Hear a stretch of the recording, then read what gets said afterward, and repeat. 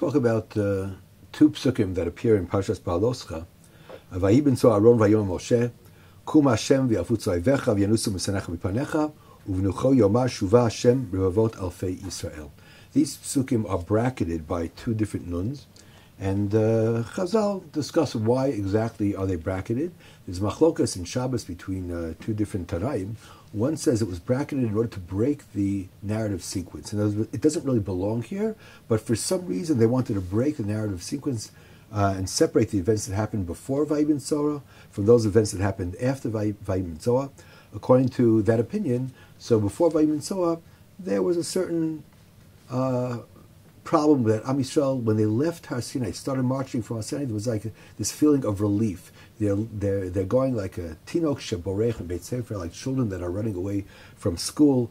Har Sinai was a very, very inspiring experience, but it was a very, very difficult and heavy experience as well. And feeling that you're in the presence of God. And when they left Har Sinai, there was a kind of a sense of relief. Here is where they begin to leave Har Sinai and march towards Eretz Yisrael. So to separate that from the events that happened following Vayibin Sorah, where everything seems to fall apart, the Torah stuck in these two psukim, l'chalek bein p'ranut l'p'ranut, in order to separate what happened before and the problems with what happened before, and that's totally different than what happened subsequently after Vayibin Sorah with the Midonanim, Kivot Ta'ava, Miriam, and then eventually Chet HaMeraglim. So that's one suggestion, that it comes to break the narrative sequence, which is a very, very interesting idea in general regarding how the Torah was formed and written. The other possibility, I think, is even more fascinating, that Vayibin Sorah is a sefer b'fnei atzmo. In other words, we talk about chumashim. Chumashim means that each chumash is 1/5 of the entirety of what Torah is. But according to this opinion, there weren't 5 books, there are 7 books. And Vayibin Sorah is a separate book. So what happens before Vayibin Sorah, from Bamidbar till Vayibin Sorah, is one book. Vayibin Sorah is a second book. And from Vayibin Sorah on till the end of Bamidbar is the third book.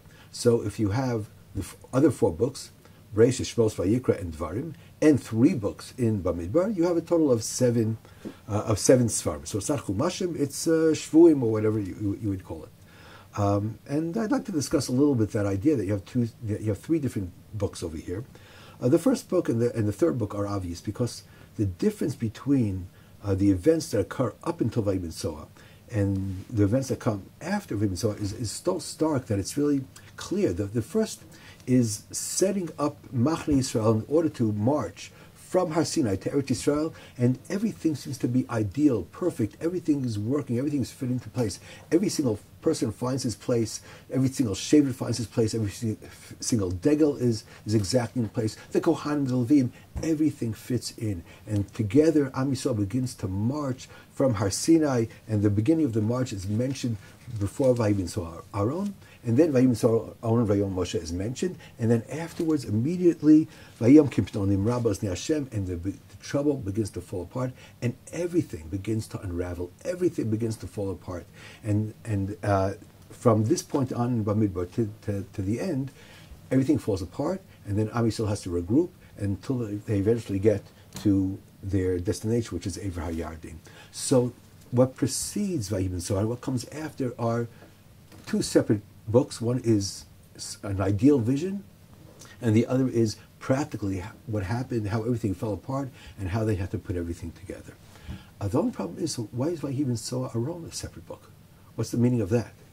And I think that the answer is that it's not that there are 3 books in Bamidbar, but you have the ideal Bamidbar, and you have practically the historic Bamidbar, and you have the ideal Dvarim and the practical Dvarim. Because what is Dvarim? It's what after everything fell apart, when they had to regroup. So, and Moshe knows that he will not go into Eretz Yisrael with them. So he has to have the entire Sefer Dvarim in order to strengthen the people, in order to have a re-establishment of the bris, and to strengthen the people so that they'll be able to go into Eretz Canaan without him and nevertheless survive. All of Sefer Dvarim is to prepare Am Yisrael to go into Eretz Canaan when he will stay on this side of the Yarden.